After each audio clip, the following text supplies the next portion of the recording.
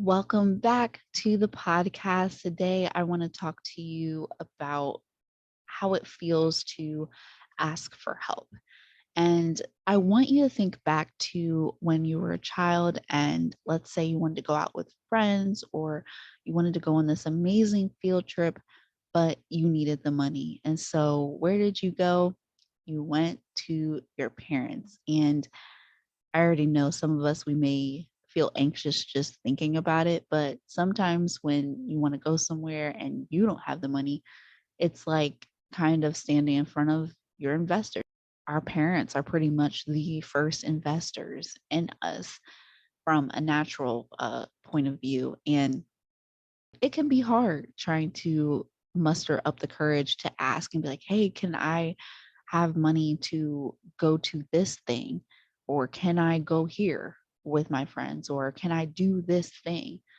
And sometimes it feels like you have to have like a whole PowerPoint presentation ready with examples and showing the entire plan, right? Because we all know that for the most part, if our parents do not have all the details or as much details as they can get, the answer is pretty much going to be no. So I think we may take those feelings with us into adulthood when we want to ask for a raise or we want to just ask for some financial assistance or asking for help and support with completing a task. It can feel very daunting asking for help, but I'm going to show you why it's important and how you can go about asking for things with the best chance of turning that answer from a no into a yes.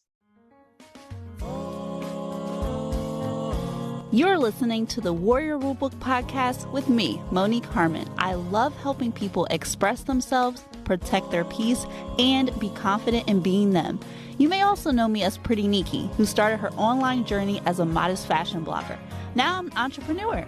You'll see through my experiences and the experiences of others that change is possible, improvement is tasty, and meaningful connection is transformational. Come on, share your story with me.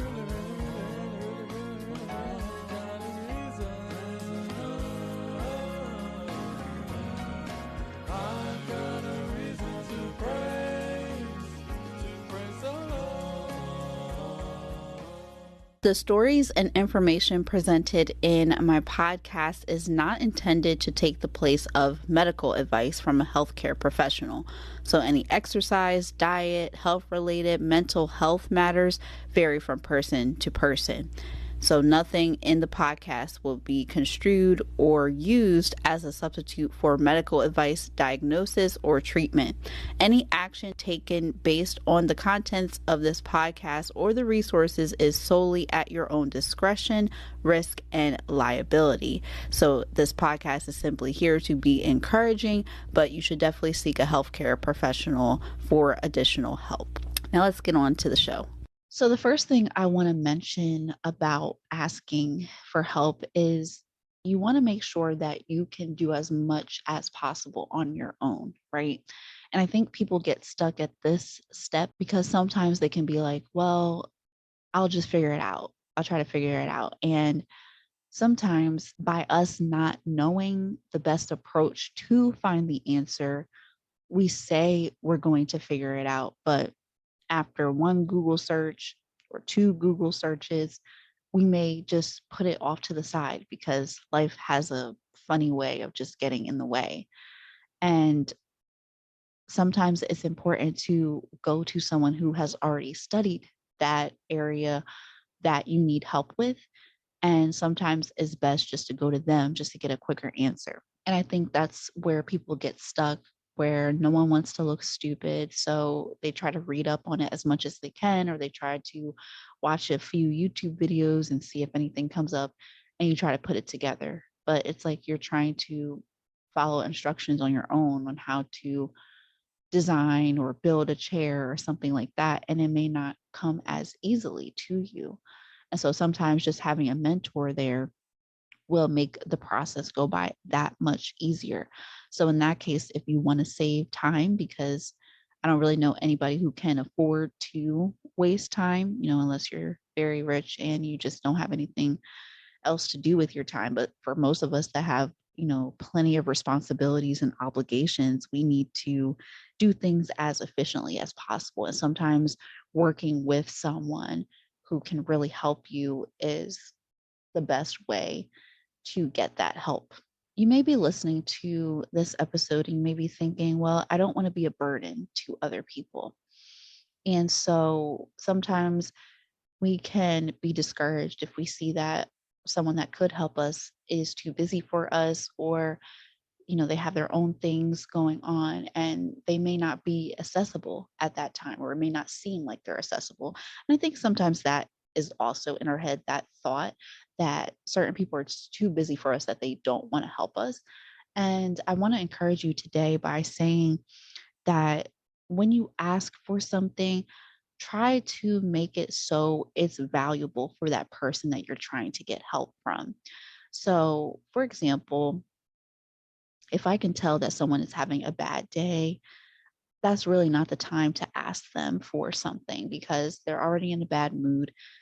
Sometimes they may just want to be by themselves, and it can just be hard to want to make yourself available when you're going through your own things. And so, if I notice that something is happening and I still need the help from that person, I'll try to alleviate the stress or try to alleviate what they're feeling by offering something in exchange. And so, for some of us, if we're trying to hitch a ride with someone, we would offer to pay for gas or offer to pay for their dinner or their lunch or something like that. So, it shows that we appreciate them and we're helping them, because we know gas prices are ridiculous right now. So definitely try to help your friends out and help pay for gas. I will also say too, like if somewhere is kind of far and I may want something, I may be like, hey, can pick me up some food and I will treat you to some food if you go out. So that way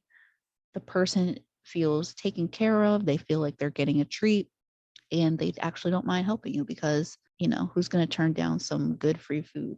Enjoying this episode? Leave me a review. Not only does it help this podcast reach others like you who need to hear about these topics, but it also lets me know that I'm doing well with the episodes if you're enjoying them. Simply scroll to the bottom and share your thoughts if you're able to on whatever platform that you're listening on, and you will get a chance to hear your review live on the air. Thank you so much for listening. Those are the different ways that you can ask for help and not really seem or look like you are desperate, is just by looking to do as much as possible on your own, but realizing when you are stuck and you need to go with a different approach to get your result. And I will also say try to offer something valuable in exchange as well when you are trying to get help. So that way you are more likely to get a yes. It takes nothing from you to ask for help, because let's say somebody does say no and they are not budging. No matter what you say, they do not want to help you. It's really important to identify people that can help you and people that are willing to help you from the people that can help you, but they don't want to, whether that is for arrogance or they don't have time or they just don't think that you're worth the time. It's definitely good to know the distinction. And so you can tell when somebody is willing to help you, they make themselves available, and they just are looking, they're anticipating your needs pretty much before you even say them. I really appreciate people like that, that even if they don't know specifically what may be going wrong, but they're making themselves available. Like, hey, if you ever need help with this, just let me know and we can do that. Right? Versus someone who can obviously see that you are sinking in quicksand and they won't say anything. That's just an example. But sometimes if people are seeing that you need help with something, they may just look the other direction, or they may be consumed by their own problems that they don't even see that you're sinking in quicksand. So you definitely want to try to enlist the help of those that are offering their help and making themselves available. Because if someone is not making themselves available, or they are not really, trying to offer a solution when you are talking about your problems, they probably aren't the best person to help you or encourage you. So definitely understanding the difference between those two kind of people will definitely increase your chances of getting a yes, because you are making sure that you are aligned with someone that is going to say yes. And I hope that you feel empowered when you ask for help rather than feeling like you are a burden or like you're a needy person, because that's not what we want to do here. You always want to have a plan B. What can you do if someone cannot help you? Is there someone else that can help you? Or is there a clear cut solution for helping yourself? So I hope that encourages you today. Bye. Thank you so much for tuning in to the Warrior Rulebook podcast. If you like what you heard, share it with a friend and join me over at the Warrior Rulebook Podcast Insider group on Facebook. And don't forget to follow me on Facebook, Instagram, and Twitter for more tips on how to be resilient in this world.